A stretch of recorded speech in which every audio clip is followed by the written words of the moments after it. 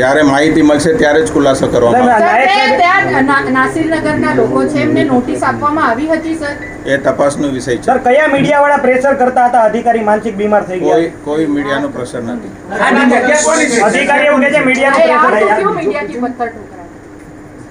આ ડિમોલિશન સાહેબ છેલ્લે એક લાઈનમાં ડિમોલિશન એસએનસીએ કર્યું છે કે ત્રાહિત વ્યક્તિએ કર્યું છે? એ તપાસનો વિષય છે, આપ સૌ જાણો છો. એસએનસીએ નથી કર્યું?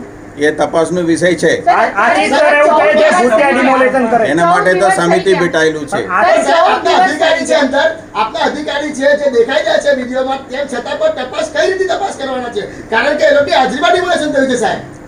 તપાસ કરીએ તો જ સાચી. અધિકારી કરવાના છે તો કઈ રીતે તપાસ? એમને મૌખિક પૂછીને 12 દિવસ વીતી ગયા છે. તમારો એસએમસી નો લેટર પેડ છે પોલીસ પાસે. પોલીસ કહી રહી છે કે 30 માણસોનો સ્ટાફ માંગ્યો છે. કઈ રીતે સર, કઈ રીતે એસએમસી નો લેટર પેડ છે પોલીસ પાસે? એસએમસી એક સરકારી કચેરી છે, નિયમો અને કાર્ય પદ્ધતિ ચાલે, અને અમારે કોઈ પણ આવું પ્રશ્ન હોય તો તપાસ સમિતિમાં એને તપાસ કરવાનું પદ્ધતિ છે. એ પદ્ધતિ જ આપણે કર્યું છે.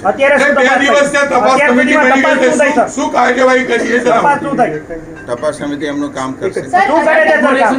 સાહેબ, તમે કહી રહ્યા છો સાહેબ મહાનગરપાલિકાના બે મુખડાઓ જોવા મળે છે. તમે કહેતા છો કે ડિમોલેશન નથી કર્યું, અને આશીષ નાયક સાહેબ આજે કબૂલાત કરી છે વિડીયોમાં કે ડિમોલેશન અમે કર્યું છે. કોઈ કબૂલાત નથી. તમારી સોશિયલ મીડિયા સાઇટ પર છે સાહેબ, સુરત મહાનગરપાલિકાના સોશિયલ મીડિયા સાઇટ પર છે. અધિકારીઓ ગયા હતા, પછી શું થયું છે એ તપાસનો વિષય છે. ભાષામાં બોલે છે ડિમોલેશન ભૂતિયા નથી. શું કહેશો? લોકો હતા ને એટલે ભૂત કરી ગઈ ડિમોલિશન. એ તપાસનો વિષય છે. સાહેબ એક સવાલ છે સાહેબ મારો, કે જો ભૂતિયા ડેમોલિશન નું વ્યાખ્યા કોને ખબર નથી. અમે તો તપાસનો વિષયમાં જે સાચું હકીકત આવશે, રેકોર્ડ મુજબ આવશે, મીડિયા સમક્ષ અમે રજૂ કરવાના છે. તમારા ઝડપથી કરાવશે. તમારા અધિકારી કઈ રીતે પહોંચ્યા ત્યાં? તપાસના દિવસો તમારા અધિકારી કઈ રીતે પહોંચ્યા હતા? એ મારી પાસે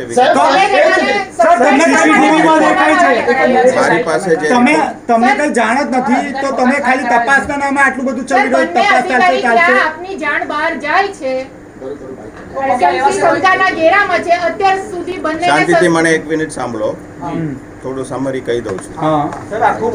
આ સુરત મહાનગરપાલિકામાં લગભગ 70 લાખ લોકો વસે છે.